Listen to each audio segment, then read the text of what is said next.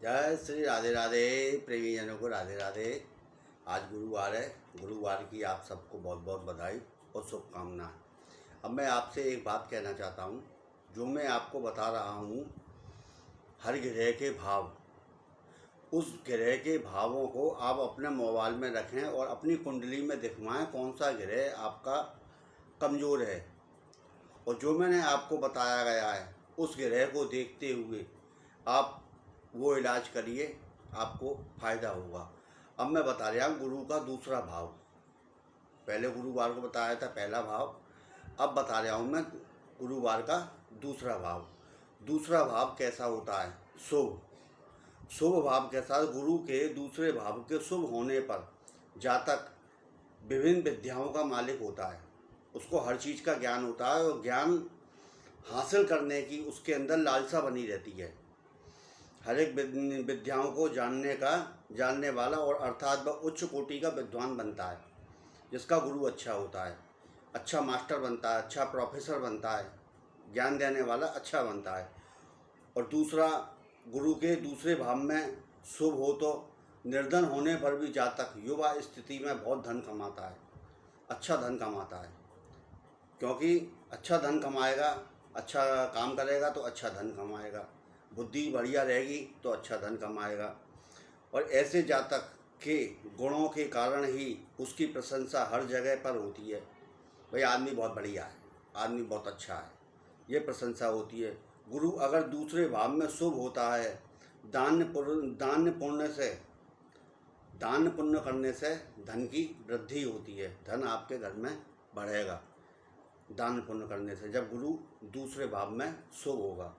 अब मैं बताता हूँ अशुभ लक्षण गुरु के। जब दूसरे भाव में अशुभ होता है गुरु, तो क्या लक्षण होते हैं उसके? गुरु दूसरे भाव में अशुभ होने पर जातक की रोग का शिकार होता है। वो उसके अंदर कोई ना कोई रोग ऐसा लग जाएगा, वो रोगी हो जाएगा। जैसे कि अस्वस्थ हो जाना, कोई भी बीमारी लग जाना, खांसी जुकाम बुखार या कोई और बीमारी लग जाना, भगवान बचावे बीमारी से सबको। और अगर गुरु दूसरे भाव में अशुभ हो जाता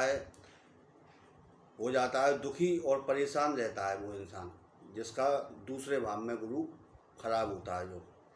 और गुरु दूसरे भाव के अशुभ हो जाता है, उसके दुर्गुण मतलब अवगुण के कारण अपने परिवार को नष्ट करने वाला होता है। वो मदरापान कर लिया, घर में लड़ाई झगड़ा कर लिया, बीवी छोड़ के भाग गई, बच्चे बिखर गए, तो ऐसे इंसान जिसका गुरु बिगड़ता है, अशुभ होता है, उसका ये काम होता है। अब इसका उपाय करें।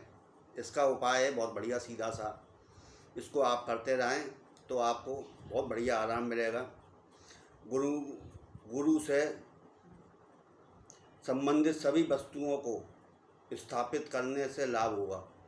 गुरु संबंधी चीज़ अपने घर के अंदर रखें। आप अपने पास एक पीला रुमाल रखें, या नहीं तो पीले रंग का एक बैंड ले आवें, रबड़ का फ्रेंडशिप बैंड आता है। दूध और गंगा जल से धो के गुरुवार को, आज के दिन गुरुवार को भगवान कृष्ण के गाड़ी रख के अपनी प्रार्थना करके उसको हमेशा अपने पास रखिए। आपका हर काम बनेगा और आपका दिमाग काम करेगा। गुरु से संबंधित सभी वस्तुएं, चने की दाल अथवा पीले वस्त्र दान करें। गुरु का दान आ रहा है, मैंने पहले वाले में भी बताया था, उसमें भी गुरु का दान था, और इस वाले भाव में भी बता रहा हूँ मैं, उसमें भी गुरु का दान है। किसी को अपशब्द ना बोलें हैं, और माता और पिता का सम्मान करें। पहले में भी मैंने यही बताया था, उसमें भी यही बता रहा हूँ। स्थिति अपने सबरी यही होती है।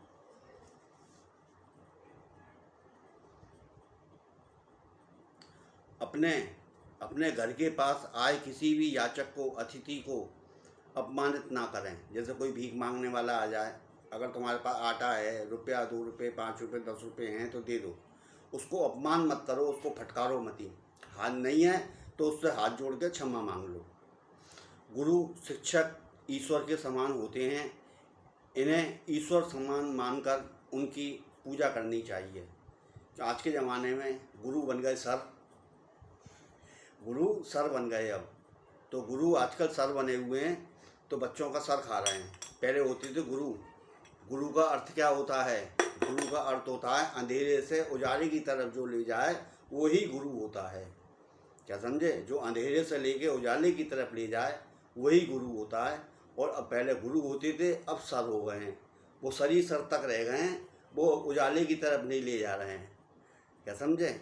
इसलिए गुरु का सम्मान करें, आदर करें। कहीं मिल जाएं तो उनको आप पैर छूने में शर्म आ रही है तो कमर तक झुक के उनको प्रणाम कर दो। क्या समझे? इस काम को करने से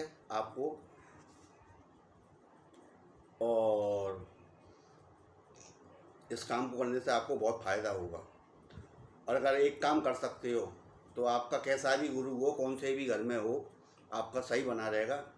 एक लोटे में थोड़ा सा गुड़ डालें और थोड़ी सी हल्दी डालें और महादेव जी को चढ़ा के महादेव जी पे चढ़ाएं और उस दूध को कटोरी में लेके घर आ जाएं।